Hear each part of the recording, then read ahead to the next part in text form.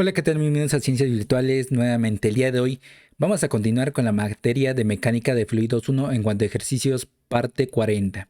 Y bueno, para empezar siempre he dicho de dónde saco los problemas. En este caso vamos a ver lo que serían pérdidas primarias o mayores, en este caso en un flujo laminar. Entonces vamos a empezar con lo que es Sengel, Mecánica de Fluidos, cuarta edición, de una parte de la página 403. Nos dice lo siguiente: si se tiene agua a 10 grados Celsius, una densidad de 999.7 kilogramos por metro cúbico y una viscosidad dinámica de 1.307 por 10 a la menos 3 pascales por segundo, que fluye de manera estacionaria en una tubería de 0.20 centímetros de diámetro y 15 metros de largo a una velocidad promedio de 1.2 metros por segundo. Determine, inciso A, la caída de presión; inciso B, la pérdida de carga; inciso C, la necesidad de potencia de bombeo para superar esta caída de presión. Y reitero, ¿para qué se requiere la potencia de bombeo? Pues para que el flujo sea totalmente laminar, tomando consideraciones que se va a desarrollar de esa manera.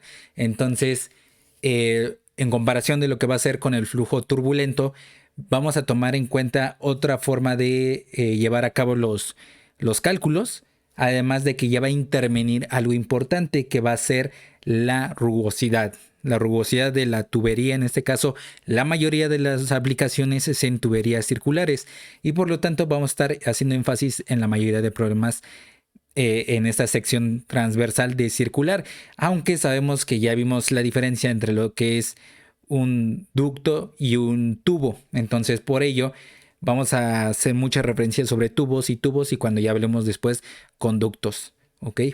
Bueno, para el inciso A, el número de Reynolds no es más que igual a la densidad por el diámetro característico por la velocidad promedio entre la viscosidad. Entonces, el diámetro es igual a 0.20 centímetros y en metros sería 0.0020 metros. Y obviamente, calculando el número de Reynolds, tenemos que es de 1835.72, y recuerden que es adimensional, significa que no tiene dimensiones. Entonces, por lo tanto, este valor, bajo el criterio que he expuesto en la parte teórica, los invito a ver esa parte de ese video, en el que determiné que cuando se trata de un valor menor a 2000, es un régimen laminar. Se está acercando a un espacio, al cambio de lo que sería el régimen laminar al turbulento, y en ese cambio se llamaría el régimen transicional. Por lo tanto, aquí todavía se permanecen como régimen laminar. Ahora, si se trata de régimen laminar, podemos usar esta ecuación: el factor de Darcy, o simplemente el factor de fricción de Darcy, es igual a 64 entre el número de Reynolds, y por lo tanto ese número de Darcy es igual a 0.0349, y recordemos que también es adimensional. Ahora sí, lo que sería la caída de presión sería de esta forma, como se encuentra en pantalla. Entonces sustituimos lo pertinente y nos daría esa caída de presión de 188.403.46 pascales. Sin embargo, es una cantidad enorme y hay que simplificarla a kilopascales, lo cual lo redondeamos a lo que sería 188 kilopascales. Entonces, ahora lo que hacemos con el inciso B, pues a partir obviamente de lo que sería bajo los datos que ya encontramos, en este caso el diámetro, el factor de Darcy, la velocidad promedio que ya está en el enunciado, pues hoy ya no lo reiteré, la aceleración gravitacional, que en este caso lo vamos a tomar al nivel del mar, que es 9.81 metros por segundo al cuadrado, que faltó al cuadrado, y obviamente esa altura, más bien esa pérdida de carga en forma de altura, sería igual a 19.2 metros. Ahora el inciso C, que sería la necesidad de potencia de bombeo, que sería igual al flujo másico por la aceleración gravitacional por la pérdida de carga. Sin embargo, el flujo másico lo podemos ver como la densidad por el flujo volumétrico. Entonces, por lo tanto, aquí lo que determinamos es a partir de la ley de Puseul, de tal forma que tendríamos esta ecuación como la caída de presión por pi por diámetro a la cuarta, entre 128 por la viscosidad por la longitud característica. Entonces, pues esto ya lo tenemos reiterado. Solamente nos faltaba pues lo que sería la caída de presión. Entonces, por lo tanto, el flujo volumétrico es igual a 3.766 por 10 a la menos 6 metros cúbicos por segundo. Por lo tanto, esa potencia de bombeo para vencer las pérdidas sería igual a 0.71 watts. ¿Ok? Y es algo que podría ser que no se considere ya dentro de una instalación, siempre y cuando pues esto sea constante. Obviamente lo que vamos a ver después de la rugosidad de los ciertos materiales es que esos valores que nos dan, bueno, de una vez voy a mencionar esto a partir del diagrama de Modi, que es un diagrama en el cual está traducido, lo que sería por así decirlo, gráficamente, la ecuación de Colebrook. Esa ecuación pues obviamente es ya tomando en cuenta la rugosidad del material, bueno, en este caso de la tubería.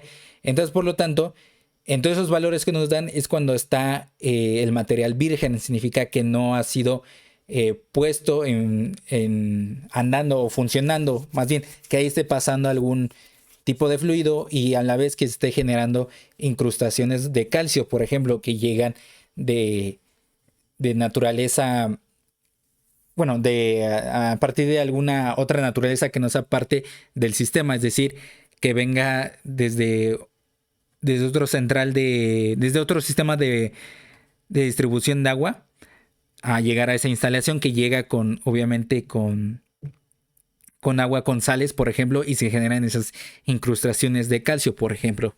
Entonces va a ser muy importante ya mencionar después el flujo turbulento y que ya interviene la rugosidad.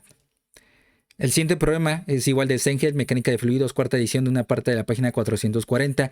Se tiene petróleo con una densidad de 876 kilogramos por metro cúbico y una viscosidad dinámica de 0.24 pascales por segundo que fluye a través de una tubería de 1.5 centímetros de diámetro que descarga en la atmósfera a 88 kilopascales. La presión absoluta 15 metros antes de la salida se mide en 135 kilopascales. Determine la razón de flujo del petróleo a través de la tubería si la tubería está, inciso A, horizontal, inciso B, inclinada 8 grados hacia arriba desde la horizontal y inciso C, inclinada 8 grados hacia abajo de la horizontal.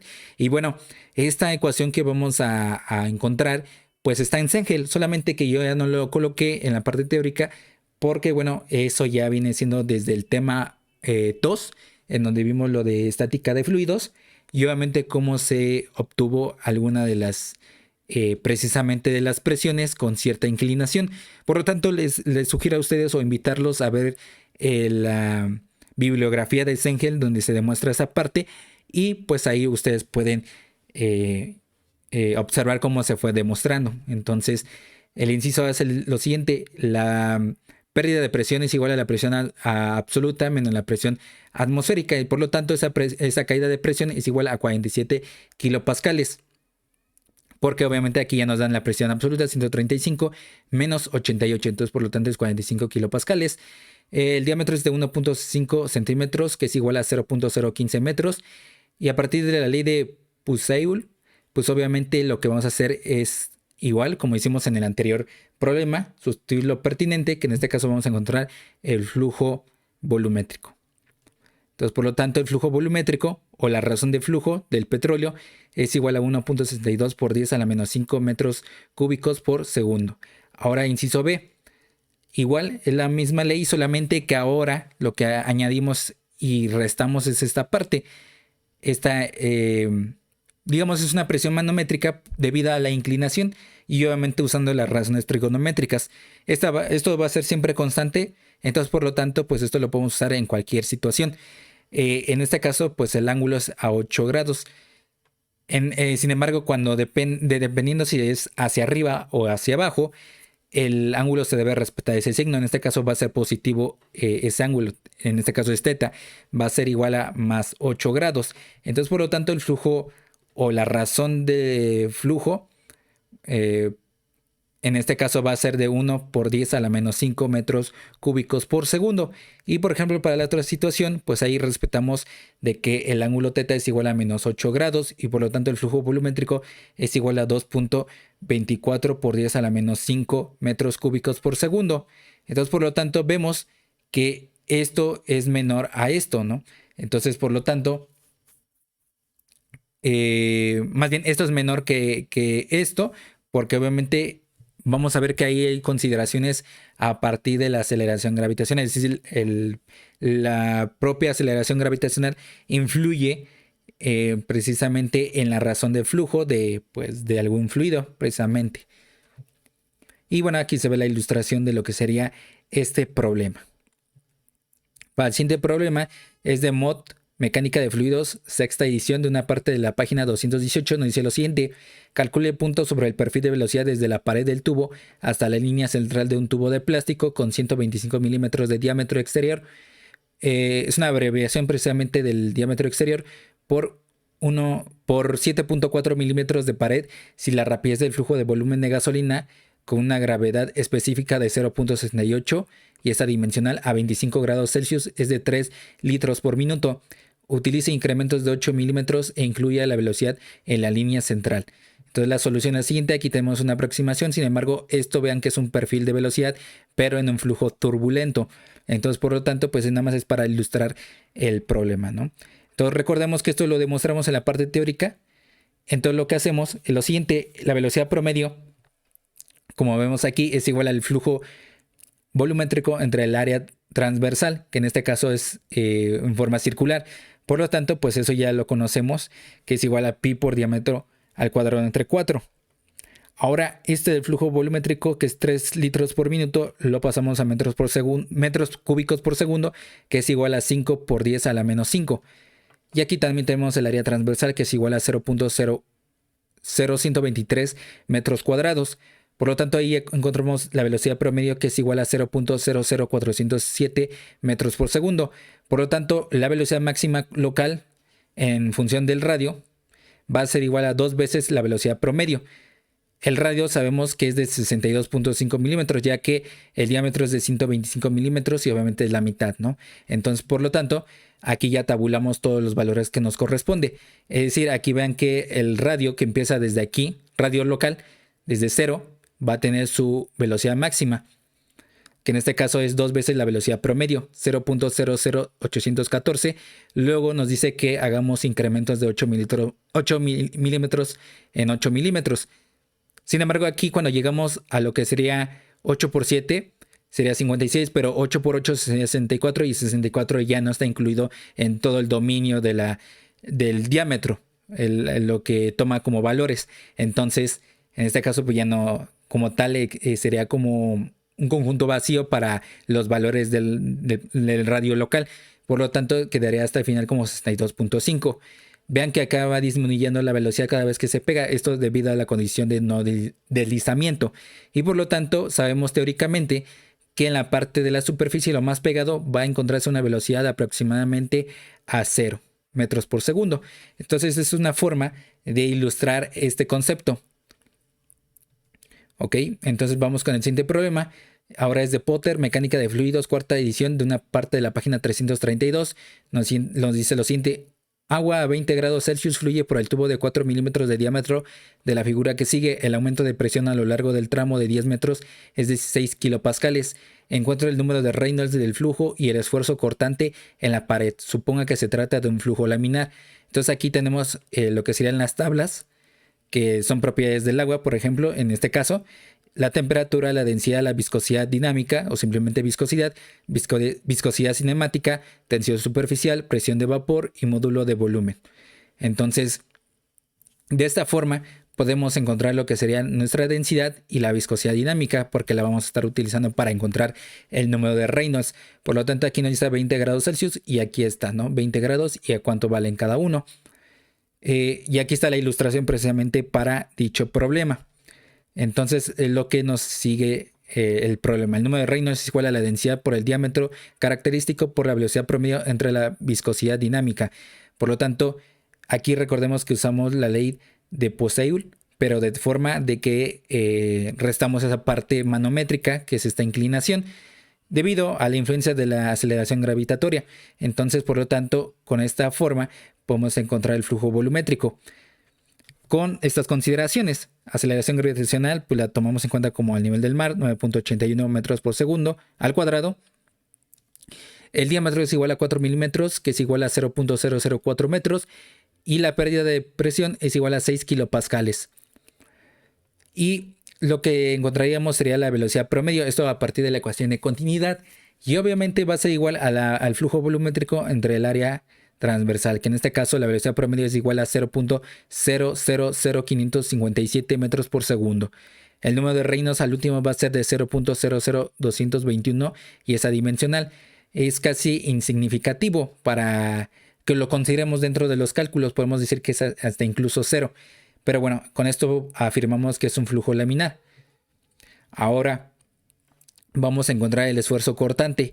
Recordemos que el factor de Darcy o de fricción es igual a 64 entre el número de Reynolds, el cual nos dio un valor igual a 28.959.28 y que es adimensional. El factor de Darcy es igual a 8 veces el esfuerzo cortante en la pared entre la densidad por la velocidad promedio al cuadrado. Despejamos al esfuerzo cortante en la pared y obviamente ese esfuerzo cortante en la pared es igual a 1.12 newton sobre metro cuadrado, o bien pascales, también se puede traducir en sus unidades.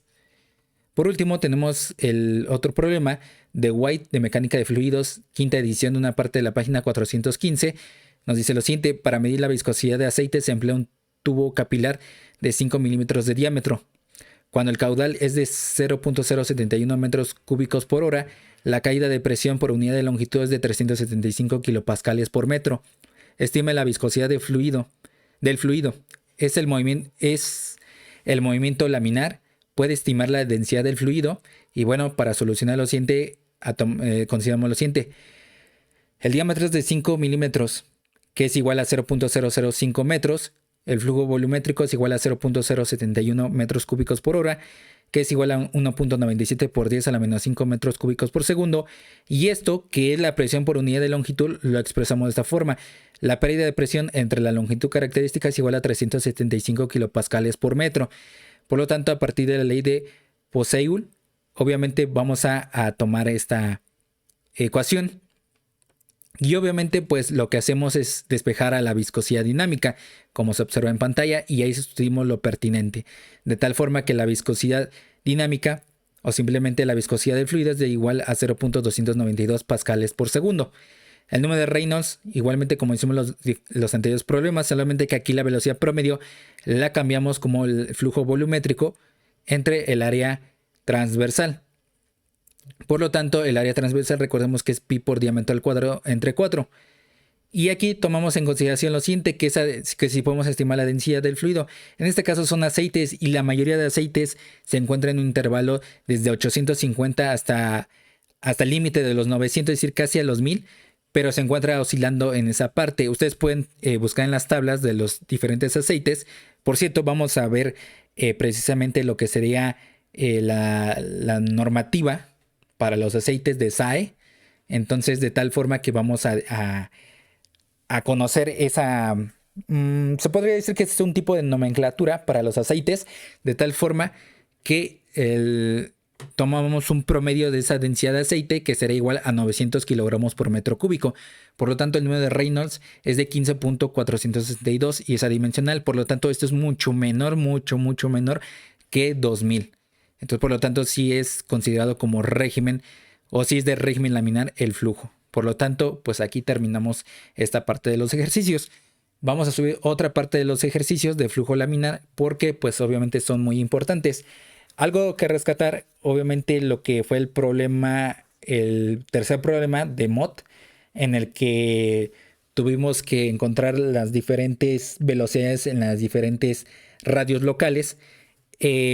Ustedes en Mecánica de Fluidos 2, en una práctica de lo que sería el laboratorio de Mecánica de Fluidos 2, que no he mencionado hasta ahora esa parte del laboratorio, pues van a estar cursando esa materia precisamente y encontrar esas velocidades, y van a generar el perfil de velocidades, y van a diferenciar entre la parte idealizada, es decir, a partir de los cálculos, y la parte práctica, que obviamente la van a graficar, y les va a salir de forma turbulenta porque no es exactamente como se pretende o como se ve aquí en la parte teórica.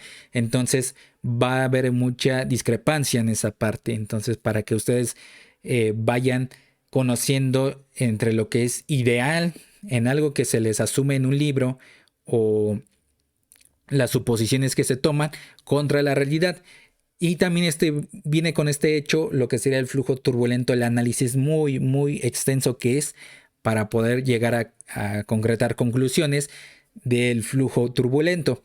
Entonces, por lo tanto, para que tomen precauciones al momento de estudiar estos flujos. El laminar es muy fácil o muy idealizado, pero para el otro, que es el turbulento, no es así, porque tiene demasiado fluctuaciones de velocidad, por ejemplo, en el flujo del fluido, y por lo tanto eso genera demasiadas ecuaciones a resolver.